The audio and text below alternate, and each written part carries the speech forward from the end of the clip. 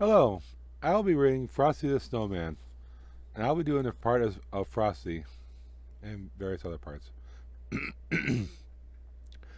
I suppose it all started with the snow. You see, it's a very special kind of snow. A snow to make the happy happier and the giddy even giddier.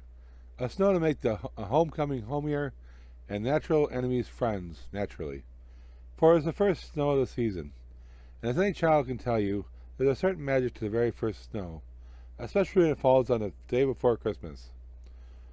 For when the first snow is also a Christmas snow, well, something wonderful is bound to happen. Children, back to your seats. The snow can wait. Now, I've hired Professor Hinkle, the magician, to entertain at today's Christmas party. So pay attention. Now, Professor Hinkle is just about the worst magician in the world.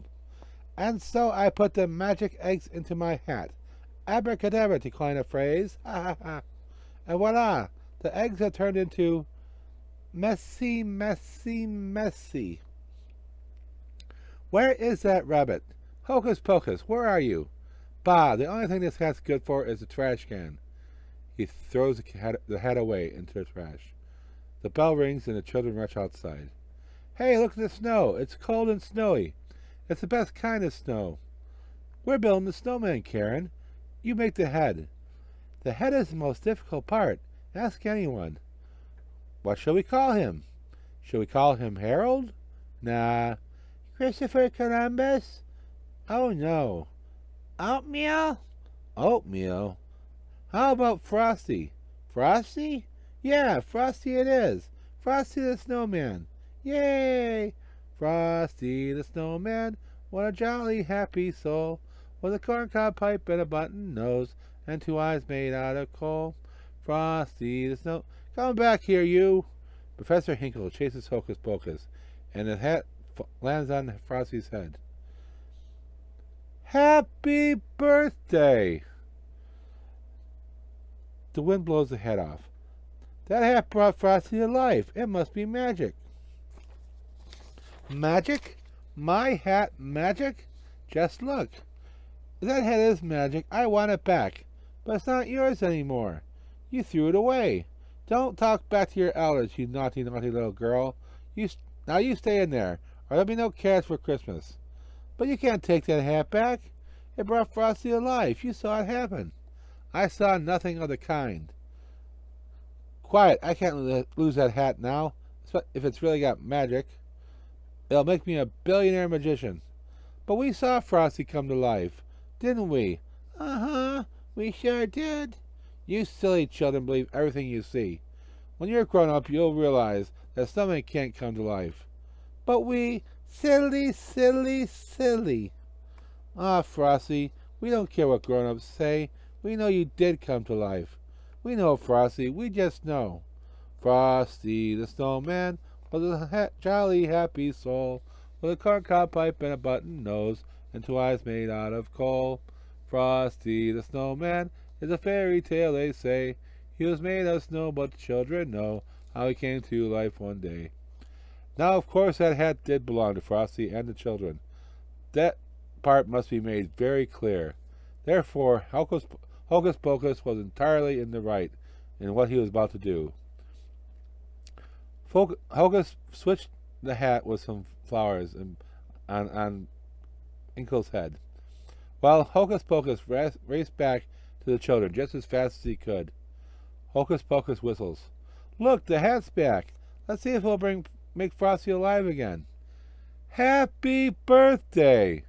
Hey, I said my first words. But snowmen can't talk. All right, come on now. What's the joke? Could I really be alive?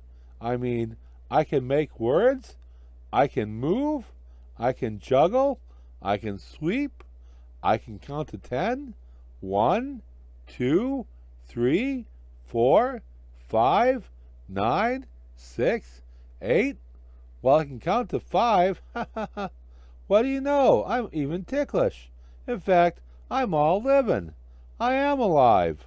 What a neat thing to happen to a nice guy like me. Yay! There must have been some magic in that old silk hat they found. For when they placed it on his head, he began to dance around. Frosty the Snowman was alive as he could be, and the children say who could laugh and play is the same as you and me. Uh-oh. What's the matter, Frosty? Phew. Is there a thermometer around here? Over there on the wall. Why? Well, I was afraid of that.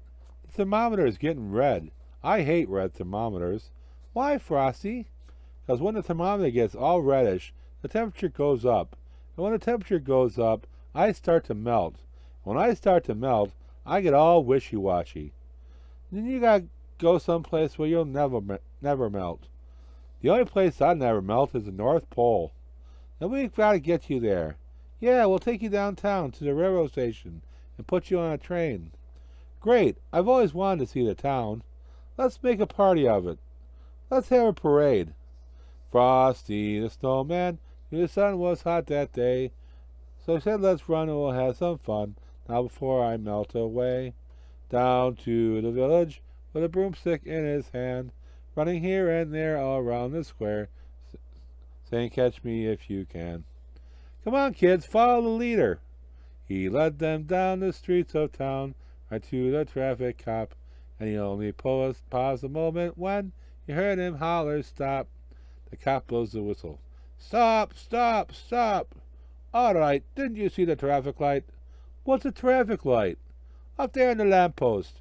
What's a lamppost? Oh, do you want a ticket, wise guy? I'd love one. To the North Pole, please. You've got to excuse him, sir. You see, he just came to life. He doesn't know much about such things. Oh, well, okay, if he just came to life. He blows the whistle. Move along. Them silly snowmen. Once they come to life, they don't know nothing. Come to life? We'd like a ticket to the North Pole, please. What? Yes. The North Pole. Oh, yes, ma'am.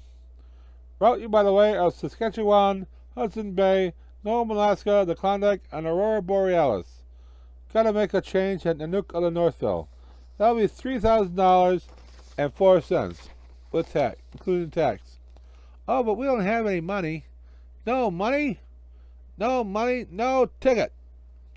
Now I'll never get to the North Pole. Oh, Frosty, you just can't melt. Oh, Karen, don't you get all slushy, too. What is it, Hocus? Out the window? A refrigerated boxcar on a train headed north. You'll be safe there, Frosty. Come on. It's full of ice cream cakes and frozen Christmas cakes. What a neat way to travel. Train whistle blows. Hurry up, Frosty. The train is pulling out. Are you coming to the North Pole, too? I'm sure my mother won't mind, as long as I'm home in time for supper. Train whistle blows. Frosty the Snowman had to hurry on his way, but he waved goodbye, saying, don't you cry. I'll be back again someday. I must get that hat back. Think nasty, think nasty, think nasty. He'll be back again someday. Now, actually, a refrigerated boxcar is a splendid way to travel. Splendid that is, if one is a snowman or a furry-coated rabbit. But for Karen, achoo! Are you cold, Karen?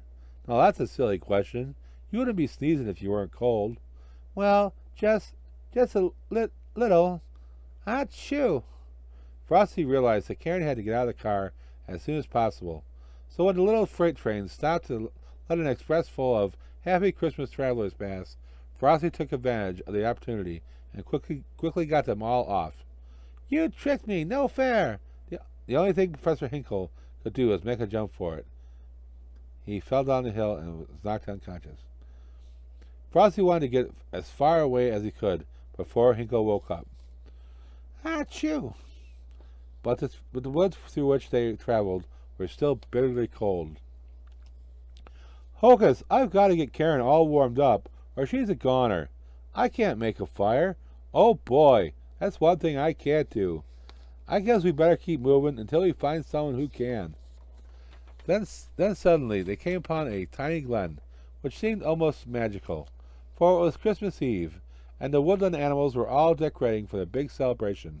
They knew Santa was to come that night, and they wanted everything to be just right. Hocus, speak to the animals. See if they won't all pitch in and build a fire for Karen. The animals were delighted to help.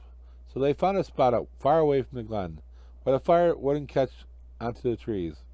Soon there was a spark, and in almost no time a splendid fire was crackling away.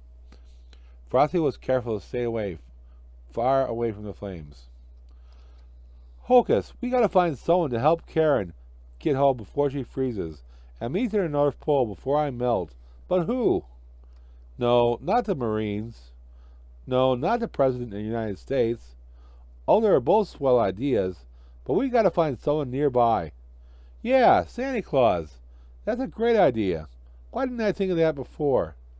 Hocus, you go back with the animals, and when Santa comes, you bring him right here. Understand? Hurry now. So Frosty kept a silent vigil, waiting patiently all through the night until Santa would arrive. But suddenly, oh, a campfire! Well, isn't that all snug and comfy? Professor Hinkle blows on the fire. No, don't! Now give me that hat or else. Or else what? Well, don't bother me with details. Give me that hat. Get on my shoulders, Karen. You see, Frosty, who was made of snow himself, was the fastest belly whopper in the world, and old Professor Hinkle was soon far outdistanced. And now it was Frosty's good fortune that right at the bottom of the hill was a tiny greenhouse used to grow precious tropical poinsettias for Christmas. It's gotta be all warm and snug inside for those Christmas flowers to grow so beautiful. Let's go in. Oh, but you will melt. Just a little. I'll only stay inside for a minute. Besides, I've been meaning to take off a little weight anyway. Phew! Staying here much longer, and I'll really make a splash in the world. Now I've got you, and the minute you're all melted, the hat will be mine. Santa had arrived, but was it too late? Hocus explained the situation to Santa, who, as you know, speaks a fluent rabbit.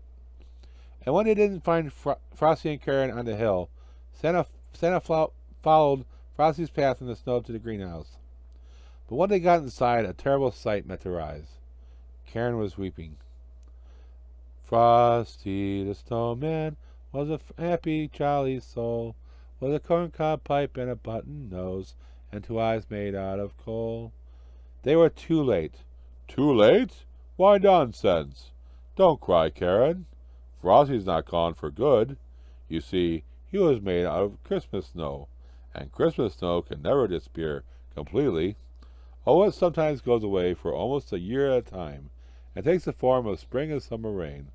But you can bet your boots, when a good, jolly December wind kisses it, it will turn into Christmas snow all over again. Yes, but he was my friend. Just watch. Wait a minute. I want that hat, and I want it now. Don't you dare touch that. And just what are you going to do about it? If you so much as lay a finger on the brim, I'll never bring you another Christmas present as long as you live. Never? Never. No more trick cards, or magic balls, or... No more anything. Oh, that's not fair. I mean, we evil magicians have to make a living, too. Now you go home and write, I am very sorry for what I did to Frosty, 100 zillion times, and then maybe, just maybe, mind you, you'll find something in your stocking tomorrow morning. A new hat, maybe? Oh, yes, sir. Goodbye, everyone. Sorry to lose and run, but I've got to get busy writing. Busy, busy, busy. Come on, Frosty. We're all waiting for you. Happy birthday! Frosty the Snowman is a fairy tale, they say. He was made of snow, but the children know how he came to life one day. And so Santa took Karen home and made ready to bring Frosty back to the North Pole. Karen hated to say goodbye to Frosty, but as Santa promised, Frosty returned every year with a magical Christmas snow. And every year there was a great celebration with a great parade. Thumpity thump thump, thumpity thump thump, look at Frosty go. Thumpity thump thump, thumpity thump thump, over the hills of snow. Frosty the Snowman was a jolly happy soul, with a corncob pipe and a button nose, and 2 eyes made out of coal. And with Frosty the Snowman, Christmas was always very merry indeed. You have a Merry Christmas too.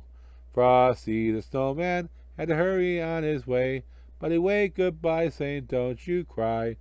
I'll be back on Christmas Day." And that concludes the reading of Frosty the Snowman. I hope you all have a Merry Christmas.